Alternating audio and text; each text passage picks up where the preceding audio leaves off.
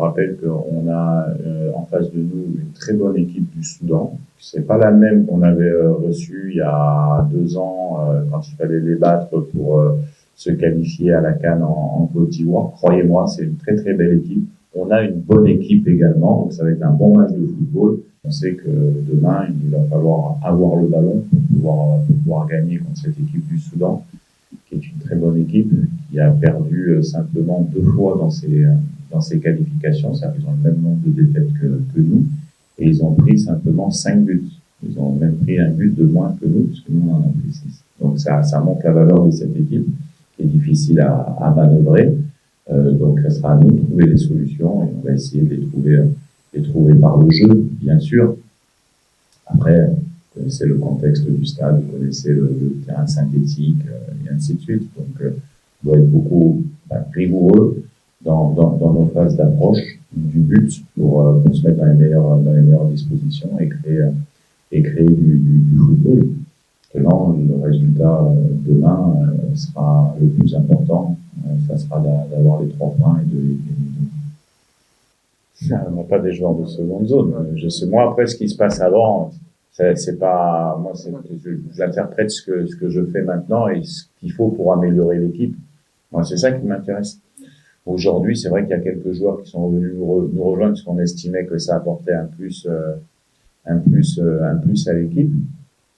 Et après, j'écoute, j'entends, je vois, il y a une réalité que les Congolais ont du mal à accepter. C'est que le Congo est 60e au classement FIFA, 11e équipe d'Afrique. Ça, c'est une réalité aujourd'hui. C'est vrai que on est passé de la 75e à la 60e, donc ça veut dire qu'il y a une progression, mais qu'aujourd'hui, pour être encore mieux loti et dans les tirages, par exemple, quand vous voyez que le tirage de la Coupe du Monde, c'est tous les chapeaux 1, c'est les 9 premiers d'Afrique, c'est déjà un des premiers objectifs, c'est ça. Donc, mais on progresse, on a des bons joueurs. Je l'ai toujours dit, cette équipe doit faire place à des joueurs issus du Congo. C'est la particularité du pays, et ce qui est vraiment important aujourd'hui, c'est de relancer un petit peu cette fibre locale. Nous, on est très attentifs, mais la réalité, c'est que quand j'entends des discussions, on a l'impression que le Congo a fait 18 Coupes du Monde, a gagné 10 CAN, 3 CHAN. Non, tout est une structure.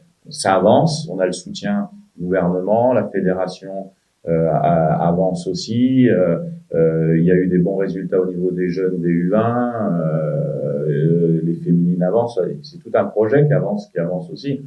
Maintenant, rappelez-vous, vous pourrez remettre les conférences de presse que je faisais à mon arrivée.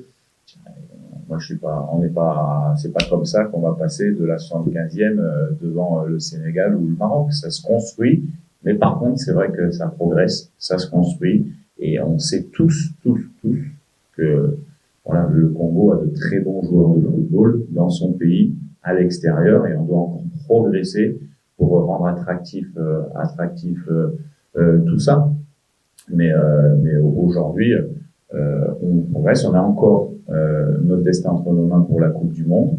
Donc, on va tout faire, en tout cas, demain déjà pour passer cette étape du Soudan, parce que c'est ce qui est le plus important. Et puis on continue à avancer. Maintenant, tout le monde voudrait que quand on joue l'Argentine ou le Brésil, on gagne. C'est évident, ça va arriver un jour. J'en suis persuadé, parce que le football africain progresse et que les meilleurs joueurs de foot sont africains dans le monde.